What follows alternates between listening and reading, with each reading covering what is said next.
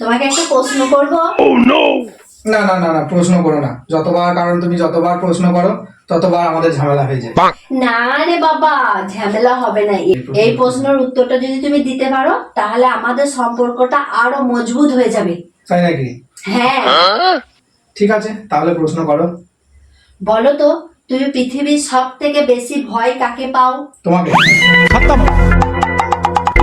তুমি এইভাবে উত্তর দেবে আমি ভাবতেই পারিনি কো। এই সামান্য একটু প্রশ্ন করলাম, এর উত্তরটাও তুমি দিতে পারবে না।